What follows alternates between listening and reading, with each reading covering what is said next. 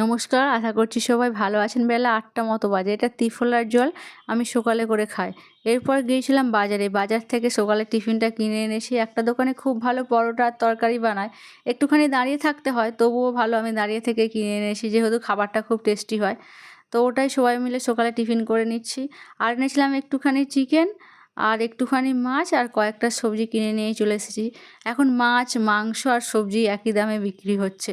তার জন্য মানুষ কোনটা কিনবে সেটাই বুঝে পাচ্ছে না, যে মাছ খাবে না মাংস খাবে না সবজি খাবে। তো 500 টাকার এতটুকুই বাজার হয়।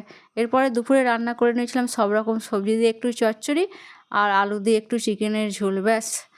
এটা সবাই মিলে ভালো করে বসে গল্প করতে করতে খেয়ে নিয়েছিলাম।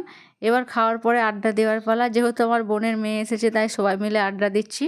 আমার ছেলের সামনেই জন্মদিন। তো ফ্রিজে একটা চকলেট ছিল, ওটা নিয়েই আমরা বলছি যে এটা নিয়ে সেলিব্রেশন করব। তো শুরু হলো জন্মদিনের সেলিব্রেশন। তো ওই চকলেটটা নিয়ে, কেক না, পায়েস না, কোনো কিছু না, সবাই একসঙ্গে আছি, এটাই মেন।